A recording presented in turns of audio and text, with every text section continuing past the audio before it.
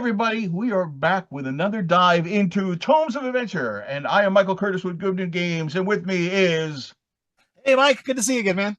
I'm Harley Stroh. Harley Stroh from Goodman Games. Sorry, Mike. So, that's okay, it's all right. I do a lot more of these than you have to, so count your blessings. So we are going to dive into two more of what is in this. We didn't show it off last time, but this is a massive slipcase. A massive slip, so big that I can't even get it all the way in the camera here. But here it is, as it says, Tome of Adventure 1 through 4. So you can get all four of these books in one massive collection. And we're going to dive into two of the books, one of which is a reprint, and the other one which is brand new. And these are Tome of Adventure Volume 1 and Tome of Adventure Volume 2. Volume 1 we printed a little while back. It went out of print, and we have made it available again as part of the Purple Planet and Adventures on the Purple Planet and Beyond. So now you have for the first time available in hardcover most of the early adventures, most like from the first year or two, I would say, of DCC. Right. And This is the very start of Dungeon Crawl Classics right here. It's like yep, it's cool. Like you look, it's like a time machine going back. It is. It is. These are the famous adventures, So we start off here. Tome Adventure number 1. It begins with a certain thing called the Doom of the Savage Kings, which I believe Harley is responsible for, or can be praised for, which was booger glued inside the cover of the core book when we sold it originally. Yep. That's well, you got your very first, you got your rule book, and you got this adventure, which is a perfect follow-up to the funnel was in that, or you could run it as a follow-up to the adventure, which was DCC number 67, Sailors on the Starless Sea, another famous adventure written by Harley Stroh, and a classic in all the sense. Everything. This is often held as the epitome of how DCC differs from other fantasy, D20 elf games out there. I mean, you got a bunch of peasants going up against beastmen and leviathans and chaos lords. It's a far different from killing giant rats in the tavern cellar for a couple of dollars. So, that's cool, and it has the summoning pits. I didn't realize that. That's awesome. So it has the extra content we made for sailors later on. Yep, all the additional the additional content for that. It doesn't have what is included in the hardcover one. Right. Like the retrospective stuff. Yeah. But we made summoning pits because like the vine horrors show up, explicitly once. Harley thought it was a cool idea for the first 5 minutes, and then so we had the opportunity to write something to explain where they went. Oh, then what do you got there? People of the Pit.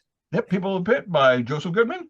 Nice. Inspired by a book of the similar title by A. Barrett.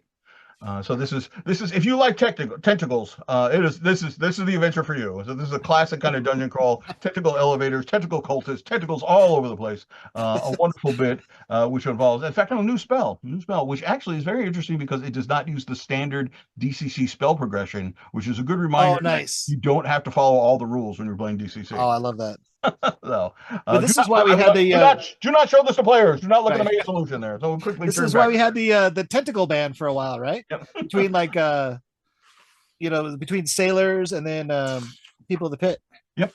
And then straight on to Emerald Enchanter, which is another Joe Goodman one. This is your kind of up against your archmage, the Emerald Enchanter, going into his headquarters and seeing what is in there. We published sometime later in, I think it was one of the Gen Con programs. We had the Emerald Enchanter Strikes Back, which is direct sequel to that. We've included that in here. We also have what else do we have in here? It's been so long. We have Jewels of Carnifex, another one inspired by there's a Punjar based adventure from what I recall. It is. So, proto Lankmar before we earned the license, right? Featuring the death of Chuck Plimpton, which will be revisited, I think, in volume 2. So that was Yep. And this is we always have Lost in the Briars. That was another tag on. That was another additional one with I think on Carnifex. So so this is, although there's like 8 adventures in eight adventures in here, there's actually a lot more than that. So just to see like Russ Nicholson art and like Holloway. So all the people we've lost. Yep. And so that was that. Yeah. So that also includes the 13th Skull and Beyond the Black Gate. So, and then we have volume 2 which is some of the, it was like the next wave, basically. It's like we Right. knew what we were doing at this point, so we were trying to expand it some more. And this one, Oh, but here comes Michael Curtis at you. this was my very first DCC. Oh, So of course I had to be like level 5, right? So, yeah. So that includes the A Miracle Was Framed, the Blades Against Death, right. the Sea Queen Escapes, with Oh, the bonus content, the Sunken Kingdom of Rue, Colossus Arises, right. Colossus Arise, Fate's Fell Hand, Frozen in Time, Well of the Worm, the Croak Chain, and the Forlorn North One, two, bonus expansion mini campaign setting as well that came along with that. I mean, that's 10 adventures.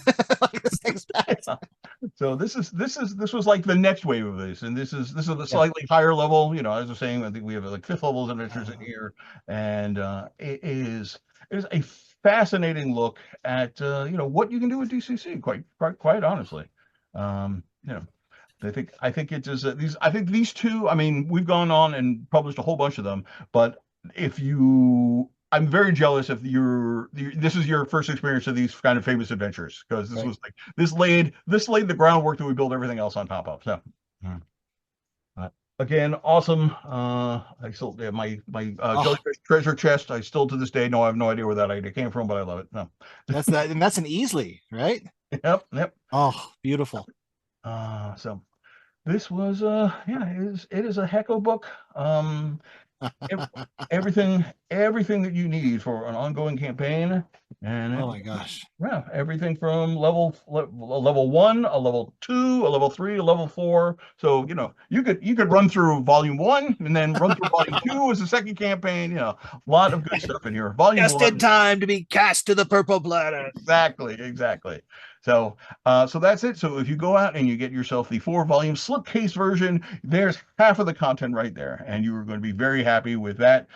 Even if you already have these, it's always easier to put them all in one place. You can retire your soft cover ones, your floppy cover ones, put those in your little special case, and look at them back in 10, 20 years when you think about what you were doing way back when. No. All right. Well, that is a look, but we are not done with that box set yet. So we will be back in a little while with our last video covering the last volume in Tome of Adventures. So thank you very much and stay tuned. Bye, everybody. Bye.